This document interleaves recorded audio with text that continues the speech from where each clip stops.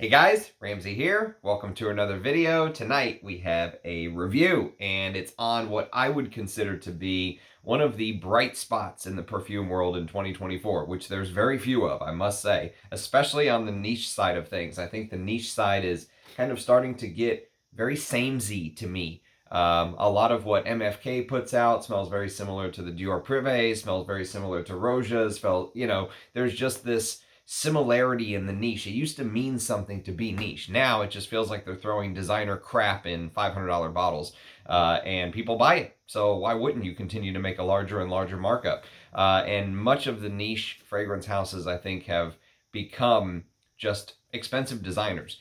This is a house that is completely different. This is a house for us. This is a house for the fragrance lovers, okay? In my opinion, I think this is one of the best niche houses out there. If you have not smelled their work, I would highly recommend it. The house is called Les Indemodables. And so today, if you paid close attention there, you will see that we are going to review Iris Perle, which is a 2017 release. And I got many of these decants off of a friend. These are 10 ml decants. I've given them a lot of wear, and I've talked about the brand on the channel previously. I have full reviews of things like Ambre Supreme, which I consider to be one of the finest ambergris fragrances that you can buy. I would highly recommend giving this a shot. Fantastic fragrance if you love ambergris. I have also reviewed my favorite Les Indemodables, which is Oriental Velours on the channel. And that is just an amazing myrrh, one of my all-time favorite myrrh fragrances. And then I have reviewed Vanille Havane, which has grown on me. The more I've worn it, the more I really think that this is kind of one of the peaks of this kind of style. Much better than a lot of the very sweetened, which when I first reviewed this, I thought it was very sweet. The more I've worn it, the more I've come to appreciate the bitter aspects, or, my nose has picked up on those bitter aspects. So I have 3 reviews on Les Indemodables on the channel, I believe. I would love to smell the new Vanille Havane Extrait, but it's extremely expensive for 10 mils. And I still have not got to smell Patchouli Noisette, which someone was raving about on my live stream yesterday. Yesterday we tested the new Maxim perfumes, which is the son of Dmitry Bortnikov. His name is Maxim Bortnikov. He launched his own line. We talked about all 3. So on that live stream, someone was talking about how amazing Patchouli Noisette is. So I would love to smell more of their work. There's still some Les Indemodables I have not experienced, but all in due time. It's definitely a house I will be exploring more, and a house that I've heard compared to Frederic Malle. And with Frederic Malle leaving his brand in June or July, whenever that's going to be happening, after 20 or 25 years, whatever it is, with him leaving, it seems like that brand may become even more Estee Lauder corporatized. And that means these houses are going to become even more valuable to the frag heads. That's my 2 cents. So this is obviously a house that is, let's say, well respected by the fragrance lovers. And I've gone on record saying how impressed I am with the work that they've done. It wasn't always Antoine Lie that made these fragrances. Early on, there was another perfumer. Oriental Velours was made by another perfumer in 2016. But I think in 2017, Antoine Lie basically stepped in and for all intents and purposes became the in-house perfumer of Les Indemodables. He's worked with many of the houses that use Remy, who owns the brand, the materials brand, L'Atelier Francois de Matrier, or basically the atelier of the French materials is what that translates to. Apologies to all of the French speakers whose ears are profusely bleeding right now from trying to hear me speak French. I really should take some sort of lesson, but no self-respecting Texan would ever do that. It's my right to mispronounce these French names. So Iris is on the label, and so is Perle. So, like I said, one of the very first perfumes that Antoine Lie created for the brand in 2017.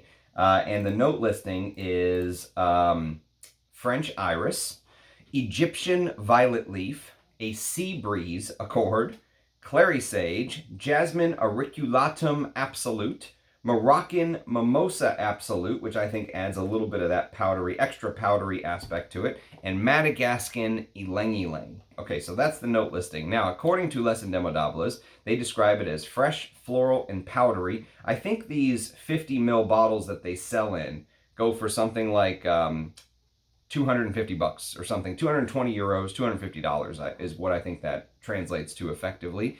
And so they only come in 50 mils from my understanding. I don't own any full bottles, although I absolutely would. Even though this one is probably my least favorite, I think it's still full bottle worthy. I would buy it just to finish out the collection, but this would probably be the last one that I target. They call it a fresh floral and powdery fragrance, and the blurb, according to Les Indemodables, says, a pearl in the world of perfumery. It takes 7 years for orris to deliver its precious oil, from the time it is planted until the extract is produced. An elegant and delicate perfume with earth notes. I'm guessing they meant to say earth. That's a misspell. With E-A-R-T is what that says. Earth notes of French orris, Egyptian violet leaves, and Moroccan mimosa absolute, balanced with a fresh ocean breeze is the write-up. And they actually do give percentages used. So 0.3% of orris absolute. France Grand Cru is what's listed as the world's most expensive extract. Mimosa Absolute Morocco is 0.25%. Jasmine Absolute from India, 0.7. Ylang Ylang Oil VOP Madagascar, 0.7. And contains clary sage from the Alps. It says maturation 3 weeks, maceration 1 week. So for all of you who are comparing differences between maceration and maturation, there you go. They even go so far as to disclose that. So I like the brand. I'm a fan. Now, this fragrance is interesting, though, because, like I say, on the label, it literally has the name Pearl. And it's not my favorite, but I still very much respect this blend. So from, I think this would be, even though Iris is one of my favorite notes, I still think that this would be towards the bottom. Like if I ever did a family portrait of my Les Indemodables and rank them on the channel, which one day I will, but I want to have more. I want to add more. Rumor is they're also working on an oud, which really has my ears perked up. But I still think that this would be somewhere close to the bottom, if not the bottom fragrance from Les Indemodables for me. Now, again, I haven't smelled them all yet. I haven't smelled their leather. I haven't smelled their chypre. And I haven't smelled the patchouli noisette, but for now, this would be closer to the bottom. So let me explain. Even though iris is one of my favorite ingredients, this would still be kind of closer to the bottom. That's why this is a little bit of an enigma for me. So iris is basically a material that's known for its rooty, almost like chalky properties, if you will. Rooty, chalky, earthy, powdery. Some say soft, some say slightly sweetened, some say it has woody, floral aspects. I've heard spicy nuances. All of this can be attributed to iris, but mostly it's the rooty, earthy, chalky properties. Some iris can go in the realm of makeup. So, for example, the Dior Homme line is a great example of that kind of cosmetic iris, if you will, right? And I will review the original Dior Homme Silver Stem one day. My God, it's so good. And so some iris goes into the cosmetic or chalky properties. That's not Iris Pearl. Iris Pearl does not go that route at all, okay? So others can feel quite powdery. This, I would say, leans more to the powdery, chalky, rooty side of the iris. And I've also heard iris described as like smelling a newborn baby's head. So imagine taking a newborn baby, smelling their head. There's something about the smell of iris that I think just clicks with many of us on like an ethereal level. It's so sort of dainty and posh and beautiful and yet also fragile. And iris, when done well, I'm always given images of glamour. Like I just imagine Hollywood starlets in their mink coats and almost this chic sense of style without even trying. So basically iris is like the Paris of the perfume ingredient world, because it influences the rest of perfume just like Paris influences the rest of the world when it comes to fashion. It's funny, if you look back on the history of fashion, from Paris influencing other, let's say, competing big cities like London and all this other stuff, it goes way back further than I ever knew. I actually looked into it, and Paris was the hub of fashion going back to the 1500s, before the 1500s even.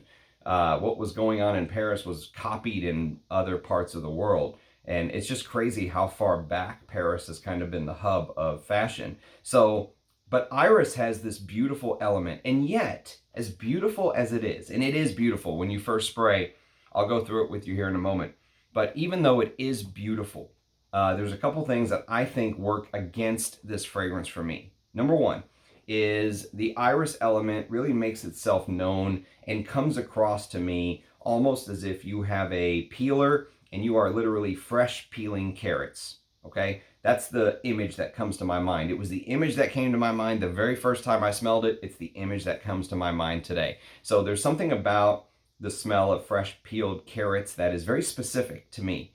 And obviously carrots come from the ground. You could also say, I guess, potatoes or something else, but there is definitely something in that. But for me, carrot is the specific one that comes to mind. And imagine like a prisoner sitting in an industrial style kitchen, like peeling carrot after carrot after carrot. And eventually that smell to him starts to become nauseous, right? Like he's forced to peel carrots for the entire wing of the prison or something. And he's just sick and tired. He never wants to eat another carrot again, right? There's something about the way that this fragrance wears, especially in the first hour, that gives a little bit of that. Now, I think the reason it is so strange is I think maybe Antoine Lie took the plot a little bit too seriously, because maybe the name came first. I don't know. Sometimes the fragrance comes first and then they name it. Sometimes they have a name and then they try and make a fragrance around it. But it really feels like Antoine Lie tried to kind of recreate this scenario of a pearl.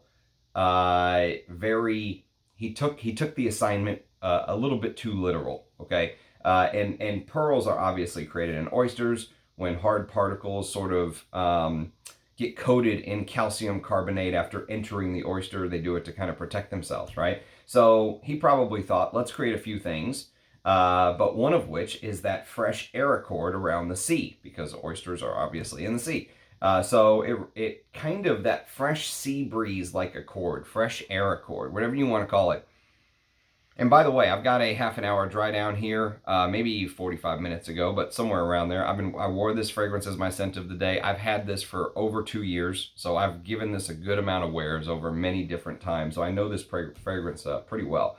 But if you ever watched my review of Andy Tauer's L'Air des Alpes Suisses, basically the air over the Swiss Alps, there was a beautiful, maybe one of the greatest fresh air accords I think I've ever smelled in a fragrance. He absolutely nailed it. And it reminds me a little bit of the Tower, but I think the Tower fresh air accord is better, because here it almost leans like it's coming from the sea without actually being the sea, if that makes sense. So it's not an aquatic. It doesn't smell like an aquatic, but the air accord created feels as if like you're smelling sea air that traveled half a mile or a mile, and you still get a little bit of that salty brininess, okay? And there is a violet leaf note in here. Violet leaf is known to give off this ozonic-like feeling sometimes. Imagine like cutting into a cucumber and getting that watery aspect. There's definitely something watery and ozonic from the violet leaf in here, mixing with the sea air accord. And this fragrance, to me, the definition of Iris Pearl to me is this is a riddle wrapped in a mystery inside of an enigma, because the fresh air accord kind of hints at sea notes without smelling aquatic.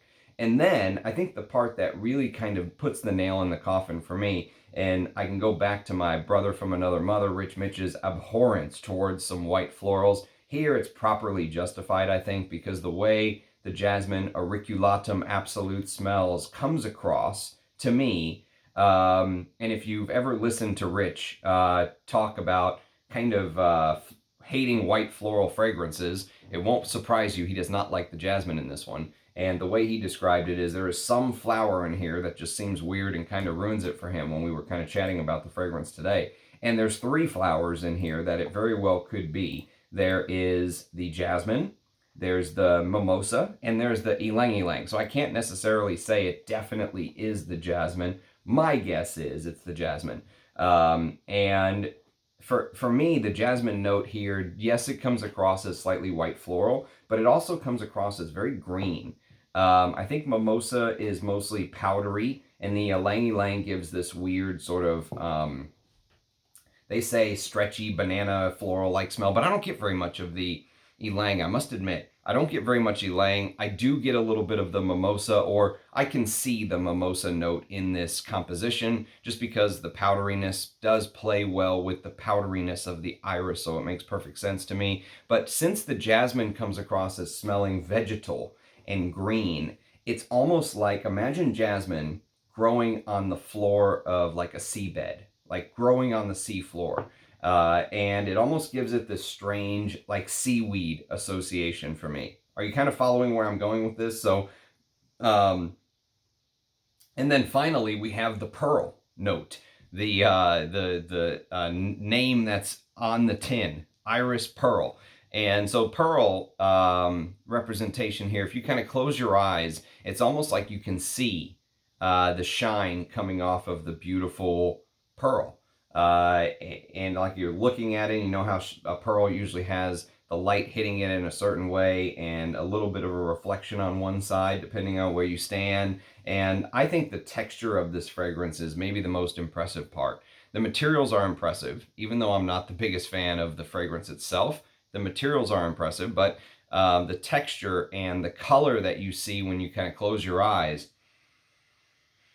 with that iridescent pearl, translucent pearl, whatever you want to call it, however you describe a pearl. I don't even know what the proper way to describe a pearl would be, but as Antoine Lie often does, he nailed that part of it. The texture of the fragrance here, I imagine, is well done for what they were going for, okay? I think the image of calcium and oysters here is a good representation in that the iris turns, I would say, oddly milky on my skin. The violet leaf sort of adds that ozonic air accord, like I was saying, but that weird green floral take on jasmine makes it very strange. And the other thing about the fragrance as a frag head that bothers me is there's hardly any heavy notes, right? And I'm not against softer fragrances because I don't mind reapplying, but there's something in this. Remember, this is a riddle wrapped in a mystery inside an enigma, okay? So while I'm saying I wish it was stronger, because the fragrance wears, you notice there's like no myrrh, no labdanum, no vanillas, there's none of that. There's no Peru balsams, there's nothing heavy in the base.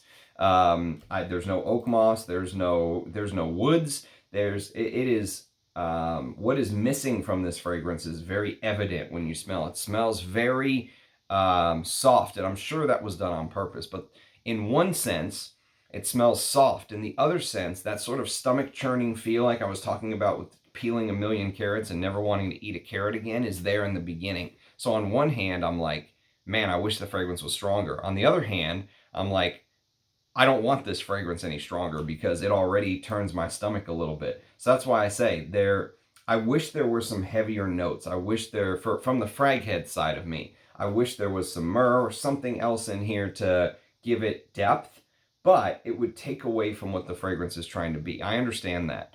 But again, the frag head in me still wears this, and that's the reason why a lot of times I'm kind of disappointed in this, because when I wear this, I always think to myself, okay, I like this from a material perspective, but what's my favorite part? The iris. Everyone's going for the iris. If that's the case, I would just wear Hiris. You know, this is one of the greatest iris soliflores I think $100 can buy you. And if you take a look at the woman wearing the cold blue colored iris dress, you know, she's decked out in that Paris fashion. You can see I worked all day. Literally, it's 13 hours into my day, and I'm doing the video for you guys. So it's been a long day. But you can see she is decked out in that Paris fashion. But there's something very cold and aloof about her, almost unwelcoming, right? And Iris gives a little bit of that to me. That's what I was trying to describe earlier with the feel of Iris. And so I really don't think there's a better way to describe the fragrance than a riddle wrapped in a mystery inside an enigma, because I love Iris, and yet there's something when I wear Iris Pearl that bothers me. It's just the objective side of me sits back and goes, damn, the quality of the ingredients here are fantastic. There's no doubt about it. It's the concept which I don't necessarily like, which is rare for me to say about an Antoine Lie fragrance. But they can't all be winners, right? I don't think he executed it badly. I just think the brief for what this was supposed to be is not, it doesn't sit with the kind of fragrance that I would want to wear. Give me Oriental Velours any day of the week. Even in the heat, I would much rather wear this than this. I think this would smell amazing on a woman, on a powerful woman, that runs her own company or CEO or, in a position of power or something like that. This would smell absolutely stunning on a woman like that with some ambition. Like I said, they can't all be winners. They can't all work for you on your skin. The other thing I should mention as a little bit of a recap is if you would have blindfolded me, and again, this is where that enigma and mystery comes in, because if you would have blindfolded me and I would have smelled this, okay, I probably would have guessed. If this was a blind sniff session, I probably would have guessed, okay, this is a brand that is using something like carrot seed, because carrot seed can sometimes come across as powdery and earthy and give elements of iris. It's almost like a way to create an iris accord a little bit on the cheap. So if you would have blindfolded me, I would have said that, you know what, I think this fragrance Iris Perle is trying to do something like Loewe 001 Man, which uses a carrot seed note, very similar to the fragrances like Loewe's take on Dior Homme, okay? The reality is that for me personally, I would rather wear both of these, which at retail when this came out, now the silver stem goes for God knows how much on eBay. Who knows what people put these up on eBay for now. Whether they get that is another story. I try not to support the crazy numbers, but I understand, that when there is just there's a lack of product and there's a demand, obviously people try and jack the price up. But I would rather wear either of these. I think this is probably closer to Iris Perle. I think Loewe 001 Man is closer to it, but I would rather wear this, even though it's a third of the price or whatever it is, than Iris Perle. That's my issue with the fragrance. I like it. I wear it, and the kind of nerdy perfume side of me is telling my brain I should like this more than I do. You know what I mean? That's the enigma, is all of the materials, the perfumers, one of my favorite perfumers, between the amazing materials, the perfumer who is, I think, one of the best in the game right now, one of the best niche brands, all of these points are telling me this should be a great fragrance. And yet, when I wear it, it's just kind of like, I don't necessarily think it's bad. I just think that it's not for me, if that makes sense. Some of the odd twists and turns that it takes. And so it's interesting because I think that this is almost like a good way to describe how it wears. Actually, a good descriptor for me would be something like Après L'Onde. If you've ever smelled Après L'Onde by Guerlain, it has this sort of springtime, after the rain, jovial, the rain came, the flowers and the grass are happy. There's this, rebirth of grass and flowers and animals running around and the bees buzzing and all of this stuff, right? And just a couple months ago, it was all dead. And there's this almost miraculous rebirth. And Après L'Onde almost celebrates that. It celebrates like the beauty of life coming back every single season. But it's go watch my review of Après L'Onde. I have a review on the channel. I have a lot of videos on the channel. If you're new to the channel, I would urge you to just go back through my old videos. Just search by, just go back through the old videos and just see some of the stuff I've reviewed on the channel. There's also some amazing playlists. So if you want to go to the Guerlain playlist and watch them all, or the Les Indemodables playlist, or whatever it is, I set up playlists for each and every house that I've done. Even if there's only like one fragrance, I try to set up the playlist. I blended the Maxim with Dmitry Bortnikov, since its son and father fit perfectly into a playlist. So, but there's some amazing old reviews that I've done on the channel. Search some of those old content if you're interested in kind of hearing my thoughts on a fragrance like Après L'Onde. But it wears very similar to that. Like Après L'Onde is a fragrance that I would spray on at night before bed and maybe just smell it and say, wow, I can like truly appreciate its beauty, but it's not the kind of fragrance I would want to wear as my scent of the day, if that makes sense. And that's kind of how I feel about Iris Perle. I kind of feel that if I was going to spray this on, I don't want to subject myself to it for the whole day. I would spray it on before bed, get the beauty of the iris, the notes, you know, and pay attention to the beautiful materials. And then you go to sleep, you wake up, you scrub it off. It's a pretty, that's the thing, is the first hour, I think it can be fairly piercing. It almost has like, the first hour almost has like this white musk like piercing quality to it. And I reviewed some white musk fragrances recently on the channel from the House of Sherwood, and I said the white musk overdose can be kind of piercing. This doesn't have that. Obviously it doesn't have, I don't think it has any white musk in it, but as an example, the first hour can have this piercing like quality where even though you feel it's light, it's extremely heavy and diffusive when you spray it. Like I sprayed this in the office today. My God, everyone around me smelled it, right? But 30 minutes or an hour in, it really starts to calm down, almost to the point where it becomes extremely quiet. That lack of a base, I think, really shows in the base. So the opening can feel big and huge, even though it's very thin. This is not a thick fragrance. You know, some fragrances feel thick, like there's a lot of notes and a lot of depth. This feels very thin. It's classy, I think, but it's thin. I think this would work better I think this would work better on a woman traditionally. I think it's probably like a 70-30 split. Although Iris works amazing on anyone, there's no gender in perfume, but for me, if I was, you know, thinking about the archetypal person to love Iris Pearl, I would think that I would like to smell this on a woman over smelling it on myself, if that makes any sense. So that's my, that is my riddle wrapped in a mystery inside of an enigma review of Iris Pearl. So if you have experience with this one, I would love to hear your thoughts. Another Les Indemodables by the wayside. So we only have a couple more. We've got the musk and the rose left, and then that's it. I don't think I have any more samples of Les Indemodables. So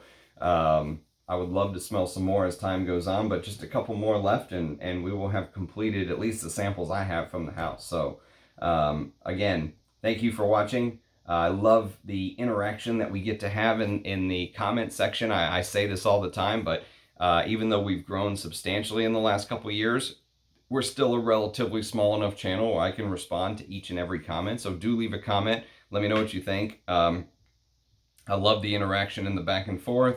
Let me know what your experience is with the House of Les Indemodables, with Iris Pearl in particular. If you agree, disagree, any of that. You know, leave a comment. Let me know your thoughts. Love seeing your faces in the comments below. So as always, cheers, guys, and I'll catch you next time. Bye-bye.